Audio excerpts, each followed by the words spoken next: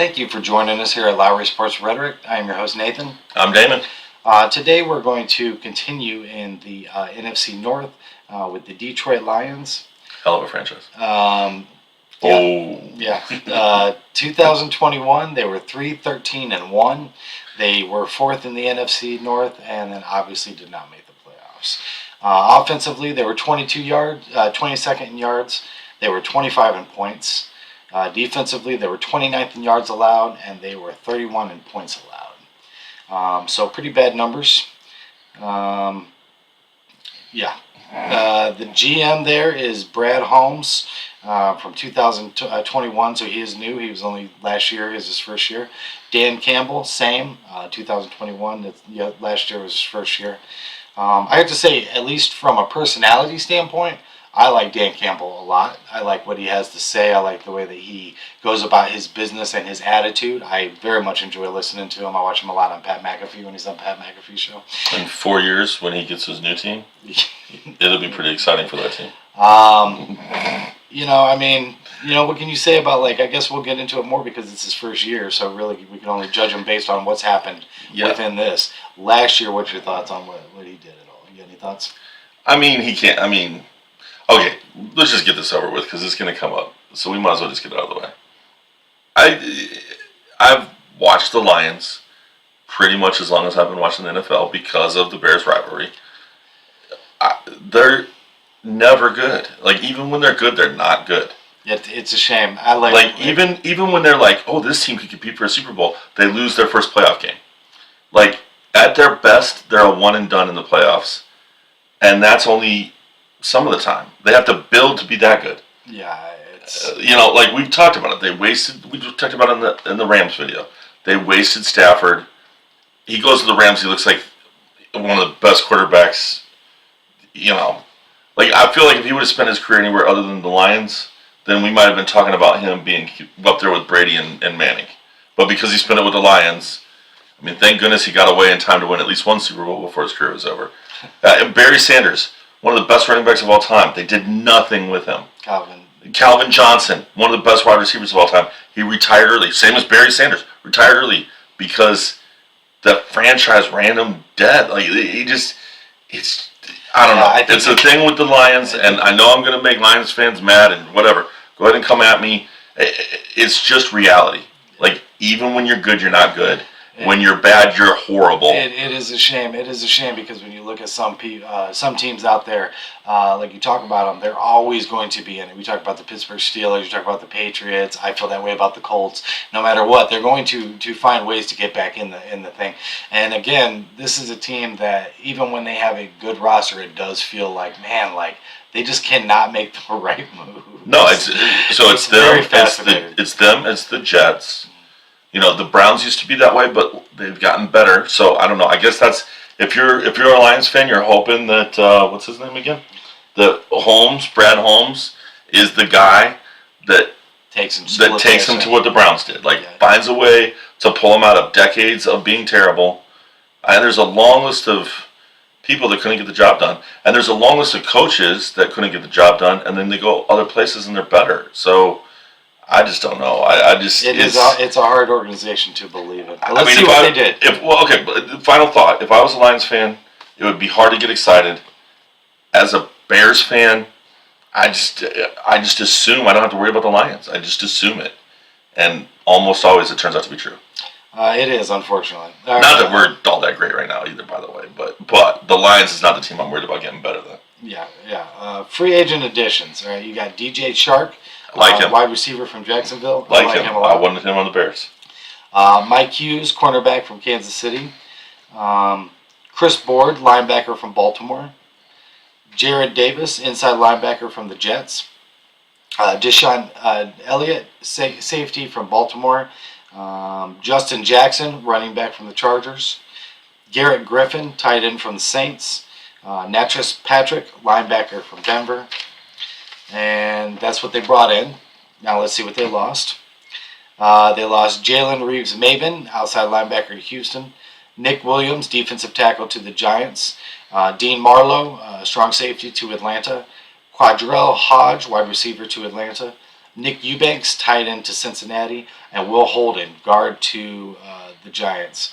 And I think that I read that they signed a whole bunch of their players. They re-signed.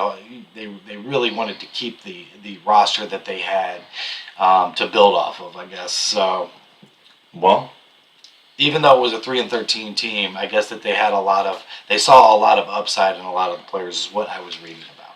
Yeah, I mean, this is the other thing. In addition to always talking about how I don't have to worry about the Lions and how they're always underperforming, we often say they have good drafts. Yes, it is. It is. And when we go through this, I don't think that changes today. There's no trades, by the way. We'll get into the draft, but there's no trades. They made none. Yeah. I mean, other than bringing in Chark, it seems like. And I think Sharp was. I think that was a good person to bring in. Yeah. He's a good receiver. I think he has a lot of upside. But other than bringing him in, I don't see a whole lot to get excited or upset about on either the additions or the losses, right? It's just kind of like a whole bunch of, I don't know. That's how I felt about it. I don't know. All right. Draft, round 1, number 2, we've got Aiden Hutchinson, defensive end from Michigan. Player. I mean, personally, myself, I think he should have been number 1. If I was Jacksonville, I would have took him. He is a game changer, and it's interesting because going into the season, my boy Thibodeau was the one that was being talked about, like being the most dominant. And it's very clear that Aiden Hutchinson was a much more dominant player. He dominated every time he stepped on the field. Hometown boy there in Michigan. I think that there's a whole bunch of people that like him. No brainer. Yeah, I mean it was. It fell in their lap. I think they were probably thrilled when he fell in their laps. I mean, when he was not the first pick, I think they were probably thrilled. I can't imagine why he wasn't. But anyways, round 1, number 12, Jamison Williams, wide receiver out of Alabama. Also, very, very good player. Or at least that possibility that he's going to be. He looks like he should be. He looks like he should be. Now, we've seen other them Alabama wide receivers. It's for some reason they tend to have bad luck. Alabama players in general. There seems to be a thing with them, right? It's very interesting. Yeah, some of them, especially much more on the defense, I think still dominate in the pros. But it does seem like. But the amount of them that get in trouble with the law, have drug or alcohol problems. Yeah, well. I don't mean suspensions for a few games. I mean problems where it ends their careers. Yeah, well. It feels like with that particular school that happens at a more frequent rate than any other school out there. Yeah. Maybe that's just because they put more people into the pros than any other school, but it just feels like there's been a pretty good number of them on both sides of the ball, honestly. It is a good point, though. They do put more people in, so you could see, Yeah, maybe that's all it is, but it just feels like there's a lot of those Alabama kids that's Well, yeah, when you think about the amount of people that come from Alabama, which dominates in college, just absolutely out of control, that fail in the pros, it is interesting. I find it fascinating. I always said that I wouldn't take an Alabama quarterback, even though I think Mac Jones actually looks like a real deal. But it's interesting when you get these wide receivers that look like they could be so dominant and then don't when they get in the pros out of Bama. It's pretty interesting. However, he looks like he should. He looks like he should be a really good wide receiver.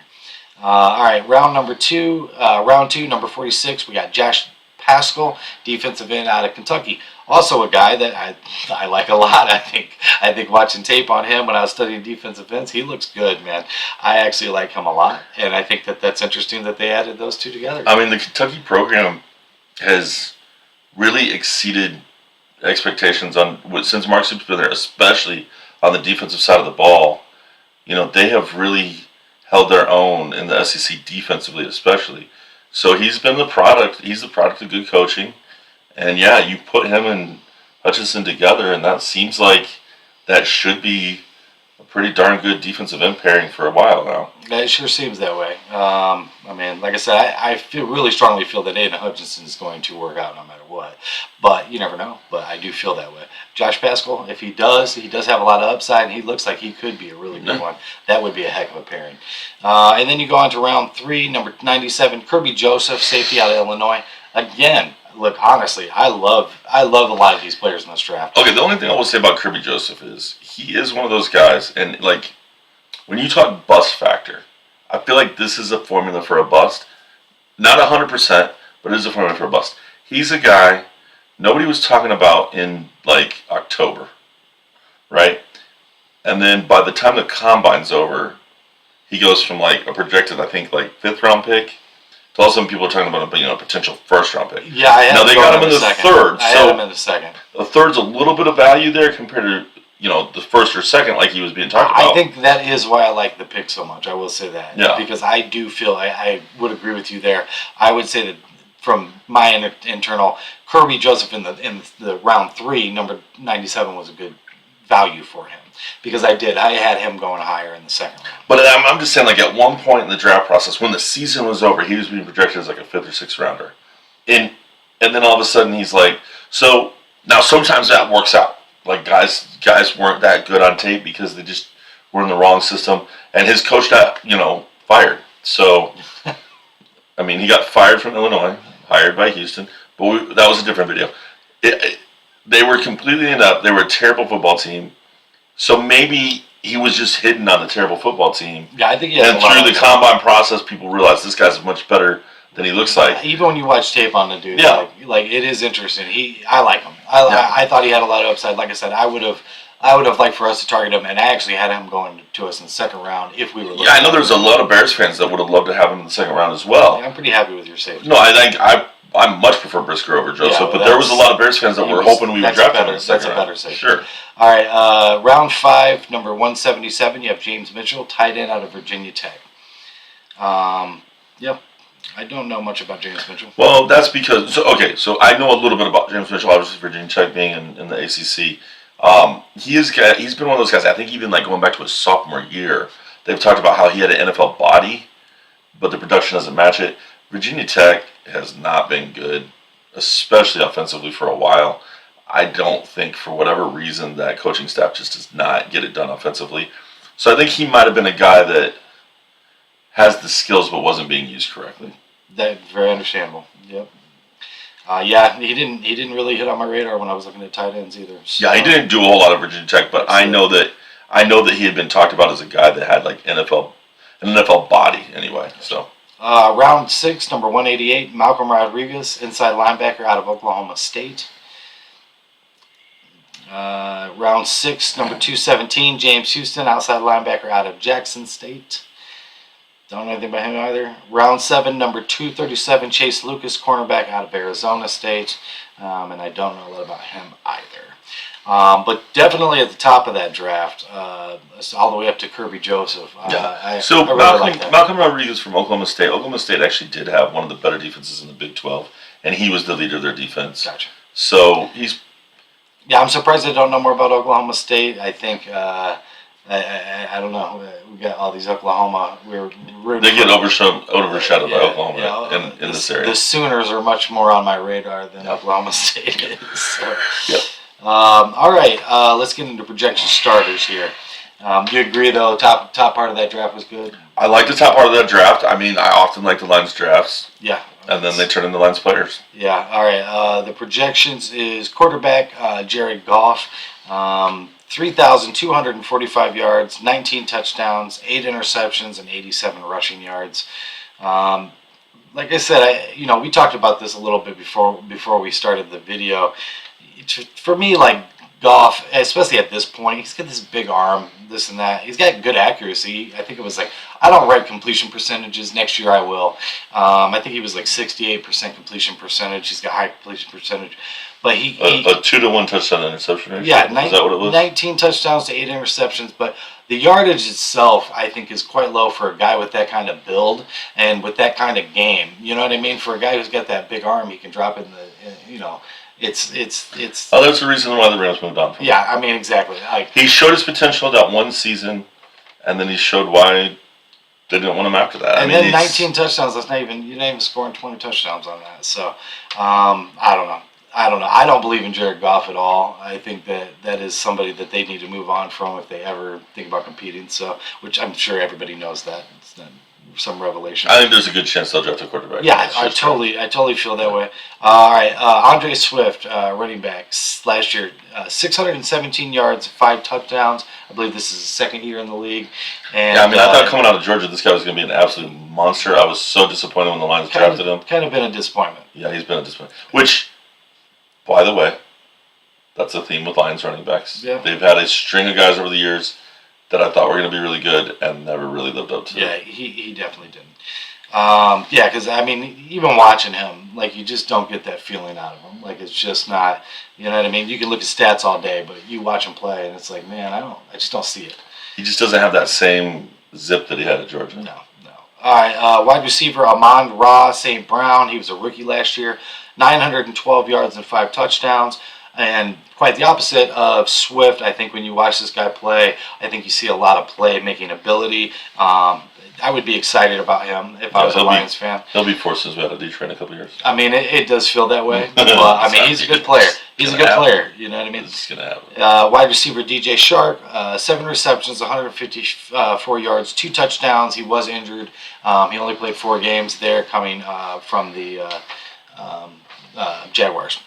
Shark is the Lions of the NFC. I mean, Shark. Look, I think Shark is underutilized. I think that he is a much better player than he got used there. And, but he went from one team, like. Yeah, I mean, I don't understand what his thought process was going to the Lions. Like you said, they don't have a quarterback. They pay him more. Oh, I mean, like, that's probably what it was. I mean, what? No, that's probably what it was. That's the thought process. That's probably what it was. I mean, look, man, like, I don't know. There's a lot of upside there between those two people as far as I'm concerned. Well, and the next guy, Williams. Like, yeah, so then that's 3 wide receivers. The rookie. Yeah. That should all have a lot of upside. And that's the thing, too, is if Williams, from Alabama doesn't live up to the hype about him, he's still a third option there between those other two. And so with that wide receiving core, if Goff comes out and throws for 4,000 yards and ups his touchdowns to, like, 29 instead of 19, would you change your tune about him? Possibly. He could change my mind. He won't. I mean, like, I just don't. I mean, he did have the one good year. I mean, here's the thing: is that I think it's his brain that's the biggest problem. It's not even his physical tools that's the problem. You know, reading defenses. They talk about how he, he was very controlled by McVay, like very controlled. McVay was like, look, I got to tell him everything. Look, he just tops out. That's all. Physically gifted, and I just don't see, from the mental standpoint, I don't see it in him. I just don't see it. I'm not a believer in Goff. I'm just not. I wouldn't want him on my team.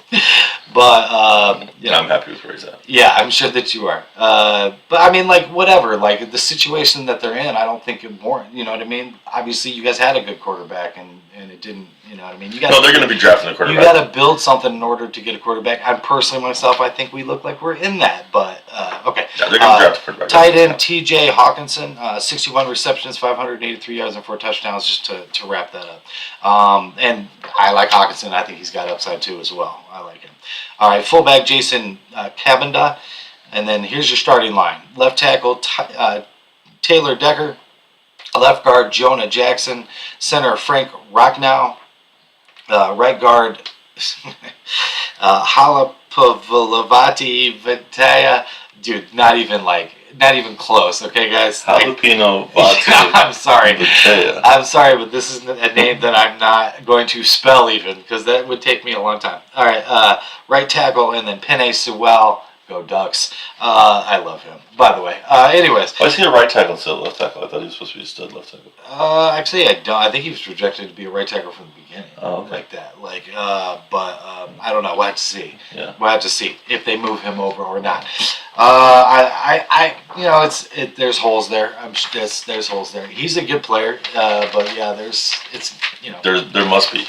Yeah, there's definitely. Because it's the Lions. And maybe that has something to do with why Swift can't run better. I mean, there's got to be something. And this is why I say with Goff, like, what if their line gets better? I don't know. If you're a Lions fan, please let us know what you think of your line, because I don't know. And then, do we want to just go into defense here? Sure. All right, defensive players. Left defensive end, Romeo Akara at 6 tackles and 1 sack. He had injury, 4 games. I think he does have a lot of upside without, when he's healthy, when he's there. I believe that he had 10 sacks the year before. So he does, I believe. I think if I remember right from when he got drafted, he was supposed to be like a big time sack guy. Right? And he did. He had. So he was looking a lot better without the injury. And then left defensive tackle, A. McNeil, rookie last year, 39 tackles, 2 sacks, 1 pass deflect. Right defensive tackle, Michael Brockers, 52 tackles, 1 sack. I didn't know he was still in the league. Yeah, I mean, those aren't. He's been around for a while. It's not great numbers, though. I mean, like I said, Romeo is a much better player when he's there. So obviously his injury. If he can stay healthy. All right. Otherwise, he breaks your heart. Yeah, I mean, and then I think that there's some. Obviously, the guy was a rookie last year, A. McNeil. He might be able to get better, but that's definitely not the strongest looking line there. And if he does get hurt again this year, they drafted that kid from Kentucky to, he'll get some time, and then you'll find out what you got in him. Sure. And then right defensive end, obviously Aiden Hutchinson. He's projected to start him. Yeah, and I think he's going to be a stud, obviously. Linebackers. All right, so that's your line. I mean, you know what? Hey, if Romeo comes back healthy and they pair him next to Aiden Hutchinson, and again, like you said, they got this other guy, and that's not awful. As long as he doesn't break their heart again with another injury. Yeah, well, I mean, we'll see. We'll see how it goes. All right, and then linebacker Julian Akwara, 27 tackles, 5 sacks, 1 forced fumble, 1 fumble recovery, and 2 pass deflects. You got linebacker Alex Anzalone, 78 tackles, 1 sack, 1 interception, 7 pass deflects. And then you got linebacker Chris Board, 41 tackles, came over from Baltimore. Obviously, didn't get a ton of playing time. So that's your linebacking core there. Yeah, I mean, could use a little help there in that department as well. Cornerbacks, Amani Orawari, 57 tackles, 1 fumble recovery, 6 interceptions, 11 pass deflects. I actually think they do get solid play out of the cornerbacks. No, that's not terrible. Strong safety, Deshaun Elliott, 23 tackles, 1 sack, 1 interception, 2 pass deflects. Tracy Walker, the third, 128 tackles, 1 sack, 1 interception, 6 pass deflects. The only thing I will say about that is a lot of tackles from a strong safety. Yeah. And I think that's an indictment on that linebacking core. I mean, well, you look at the linebacking core. It's not. That's and then you don't want your safety having that many tackles. The last cornerback, Jeff Okada, 4 tackles, 1 pass deflect. He was injured 1 game. He's injury prone. He only played 9 games his first year. That would be concerning because he does have a lot of talent. So, but this is the Lions, right? Yeah. Like, you draft a guy that you think is going to be. I mean, he looked like a stud. He looked like, coming out of college, he looked like he was going to be an absolute beast. And now he's injury prone. And so is Romeo. Yeah, I mean, it's a shame for the team. I don't know. Well, I mean, it's the Lions thing. Like, this is. I don't. I think maybe I do take a little pleasure in it because they're a rival, but like I don't like to just. But it's true. Like there's the Lions, there's the Jets, there's the Jaguars, and there's the Browns up until recently. I mean, really, these are like, and now the Browns look like they might be going back there. I'm not sure that they ever quite broke out of that. They kind of did. We'll see. Hey, look, Watson only got 6 games, so we'll see what happens. Anyways. But yeah, like it's those teams. Like you can count. Well, and I don't know. I guess a lot of people might put my Bears in that too. Maybe I don't know, but I mean, it feels like. I mean, I think we've gone to the playoffs with. Anyway, but those are teams you can just kind of count on. They're not going to be that good, and even when they get good, they're not that good. Like that's that's what I said at the top of the video. Even when they have like Hall of Fame, like must-see players, the rest of the team just does not get it done. And it drove Barry Sanders and Calvin Johnson into early retirement, and it drove Stafford into demanding to get out. And, who's going to be the next guy? Like, who else is going to force their way out? Because it just doesn't seem like it just seems like it's always the case. And I don't know. We'll see. I mean, Dan Campbell and what was the GM's name here? Don't worry about it. Anyways, they could turn this thing around. They could. They could turn this thing around. They won't, but they could. Yeah. I mean, honestly, I hope they do. Look, I would love nothing more. I will say this, and this is 100% true. I would much rather Green Bay finish fourth in our division every year than the Lions. I can't wait for a decade where Green Bay finishes fourth like every year of that decade. Like that would be. I hope that happens before I die because that would be what I would prefer. I would much prefer that to the Lions doing it every year. You mean Green Packers? No, I much prefer the Packers were there instead of the Lions. I got you. Instead of the Lions, I would. I mean, it doesn't happen. Well, and I'll say for myself, like I have really been many times pulling for the Lions. Like there has been many times. When Stafford and Calvin Johnson were teamed up together for that brief window before Calvin Johnson retired. Yeah, Sue on the defense. You love the Lions. All I heard about the Lions. Oh, the Lions are so much better than your Bears. That's all I heard about. And then I would go. They're not even going to get past the first round of the playoffs. So what's it matter? It is true. It's really hard because you have to look at it and go like every single time I look at this team, I think like, oh, they're adding pieces, and these pieces look good, and these pieces, like you pointed out, you got the injury problems. You got Swift not playing as good as he probably should. Man, like I don't know.